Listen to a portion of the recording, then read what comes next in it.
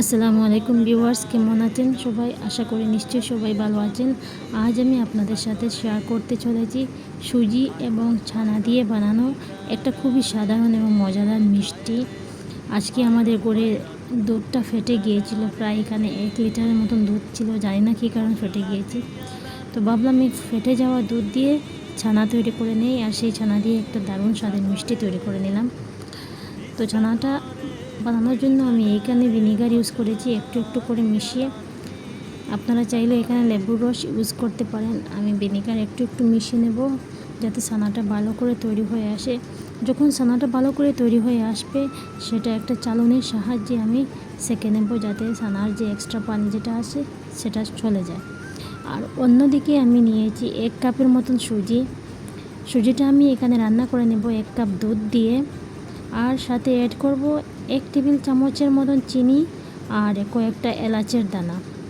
আর 1 cup সুজি দিয়ে যে এরকম একটা দারুণ মিষ্টি তৈরি করা যাবে, সেটা না বানালে বা না খেলে বোঝা যায় না। তো এইখানে আমি এসে দিলাম চিনি আর দিয়ে দেব এলাচের দানা কয়েকটা, দিয়ে ভালো করে নেড়ে নিয়ে সেটা একটা শক্ত ডোয়ের মতন তৈরি করে নেব। যখন ডোটা শক্ত হয়ে আসবে তখন সেটা নামিয়ে গ্রাইন্ডার জারে নিয়ে আমি গ্রাইন্ড করে নেব যাতে সুজির যে দানা দানা ভাব থাকে সেটা চলে যায়। গ্রাইন্ড করা শেষ হয়ে গেলে আমি এই সুজির মিশ্রণটা একটা পাত্রে ঢেলে নেব। আর এখানে অ্যাড করব 1/2 কাপের মতন গুঁড়ো দুধ, 1/2 চা চামচের মতন বেকিং সোডা। আর আমি এখানে ছানাও ইউজ করেছি, বাট ছানা ইউজ করার সময় আমি এই ভিডিওটা করতে পারিনি কোনো কারণবশত, তার জন্য দুঃখিত। অন্যদিকে একটা পাত্রে আমি 2 কাপ পানি নিয়েছি, 1 কাপ চিনি আর কয়েকটা এলাচ এভাবে ফেটে দিয়েছি, দিয়ে একটা ভালো শিরা তৈরি করে নেব চিনির। আর যে খামিরটা আমি তৈরি করেছিলাম সেই খামির থেকে লেচিটা এইভাবে কেটে নিয়ে একটা লম্বা আকারের শেপ দিয়ে, মানে চমচমের শেপ দিয়ে আমি চমচমগুলি বানিয়ে নেব। চমচমই বলতে পারেন, খেতে চমচমের মতোই লাগছিল। ফেটে যাওয়া দুধ এবং সুজি দিয়ে এরকম একটা ভালো মিষ্টি তৈরি করা যাবে, সেটা না বানালে বা না খেলে বোঝা যাবে না। তো আমার এই মিষ্টিগুলি প্রায় তৈরি করে নেওয়া হয়ে গেছে। তো আমি একটা প্যানে দিয়ে দিলাম তেল গরম হয়ে গেলে আমি সেগুলি ভালো করে ফ্রাই করে নেব। ভালো করে ফ্রাই করে নিতে হবে, লাল লাল করে। আমি এইখানে গ্যাসের আঁচ মিডিয়াম রেখে ফ্রাই করেছি।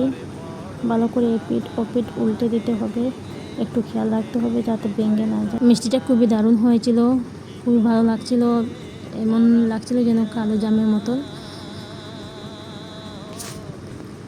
এই পর্যায়ে যখন লাল হয়ে আসবে তখন আমি সেগুলি নামিয়ে বাকি মিষ্টিগুলি এইভাবে ভেজে নেব তেলের মধ্যে।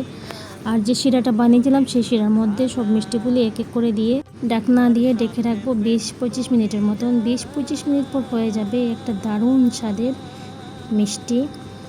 আজকের এই ভিডিওটি আপনাদের কাছে কেমন লাগছে সেটা জানিয়ে কমেন্ট করবেন, আর যদি ভালো লাগে লাইক ও শেয়ার করে দিবেন। আজকের জন্য এখানে আবার দেখা হবে আরেকটা ভিডিওতে। আল্লাহ হাফিজ।